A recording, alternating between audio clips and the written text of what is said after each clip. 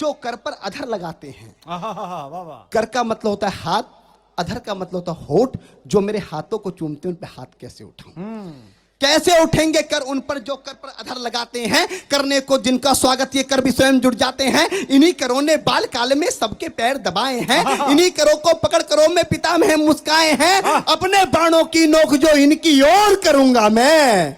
केशव मुझको मृत्यु दे दो उससे पूर्व मरूंगा मैं। केशव मुझको मृत्यु दे दो उससे पूर्व मरूंगा मैं। बाद युद्ध के मुझे ना कुछ भी पास दिखाई देता है। माधव इस रणभूमि में बस नाश दिखाई देता है।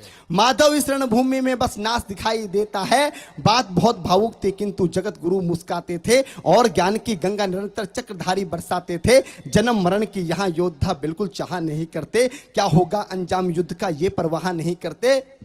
पार्थ यहाँ कुछ मत सोचो बस कर्म में ध्यान लगाओ तुम। बाद युद्ध के क्या होगा ये मत अनुमान लगाओ तुम। इस धरती के पाप पुण्य में कोई नर के साथ नहीं। निज जीवन का करे फैसला नर के बस की बात नहीं। निज जीवन का करे फैसला नर के बस की बात नहीं। तुम ना जीवन देने वाले नहीं मारने वाले हो। ना जीत तुम्हारे हाथों में तुम नहीं हारने वाले हो। ये जीवन दीपक की भांति यूं ही चलता रहता है। पवन वेग से बुझ जाता है वरना जलता रहता है। अरे मानव वश में शेष नहीं कुछ फिर भी मानव डरता है। वह मरकर भी अमर हुआ जो धर्म की खातिर लड़ता है। वाह।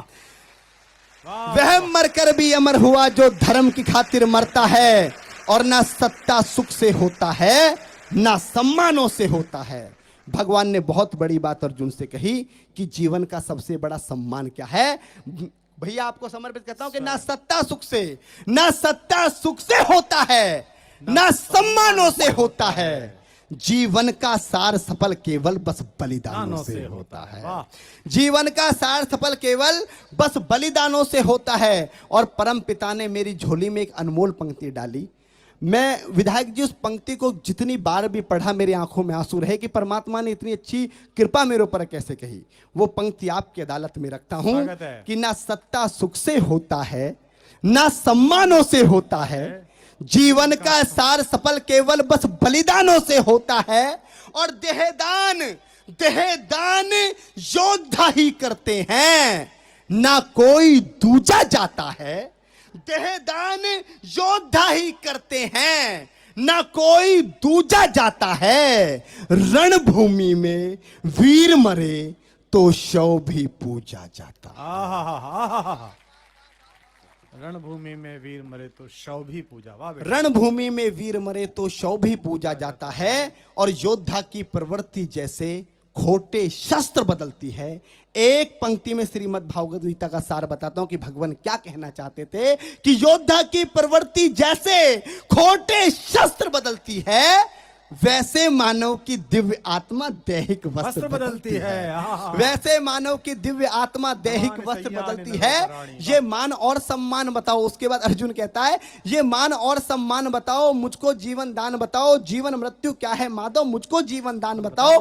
काम क्रोध की बात कही तो मुझको उत्तम काम बताओ। अरे खुद को ईश्वर कहते हो तो जल्दी अपना नाम बताओ। खुद को ईश्वर कहते हो तो जल्दी अपना नाम बताओ। इतना सुनते ही माधव का धीरज पूरा डोल गया। तीन लोक का स्वामी फिर बेहद गुस्से में बोल गया कान खोलकर सुनो पार्थ मैं ही त्रेता का राम हूं। कान खोलकर सुनो पार्थ मैं ही त्रेता का राम हूं। कृष्ण मुझे सब कहते हैं मैं द्वापर का घनश्याम हूं। रूप कभी नारी का रखकर मैं ही केस बदलता हूं। धर्म बचाने की खातिर मैं अनगिन वेश बदलता हूं। धर्म बचाने की खातिर मैं अनगिन वेश बदलता हूं। विष्णु जी का दशम रूप में परशुराम मत वाला हूं। नाग कालिया के फन पे मैं मर्दन करने वाला हूं। बाकासुर और महिषासुर को मैंने जिंदा गाड़ दिया। बाकासुर और महिषासुर को मैंने जिंदा गाड़ दिया। नरसिंह बनकर धर्म की खातिर हिरण्यकश्यप फाड़ दिया।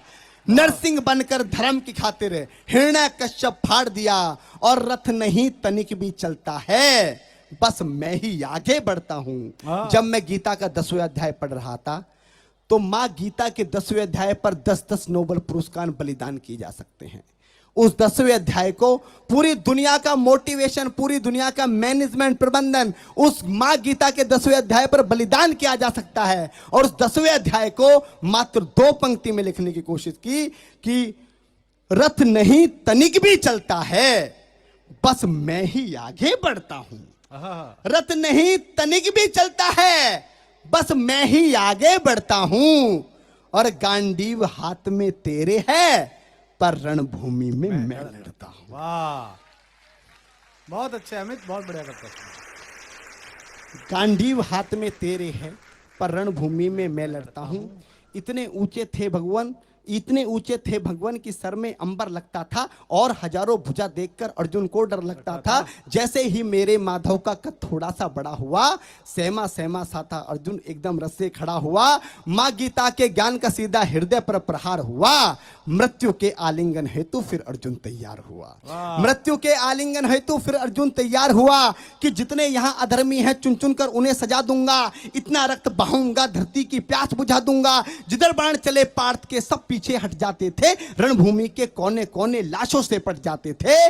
धर्मराज के शीश के ऊपर राज मुकुट की छाया थी। भगवान ने युद्ध जितवा दिया, युधिष्ठिर का राजाभिषेक हुआ। कविता की अंतिम पंक्तियां कि धर्मराज के शीश के ऊपर राज मुकुट की छाया थी, पर सारी दुनिया जानती थी ये बस केशव की माया थी। वाह, बहुत पर अच्छा।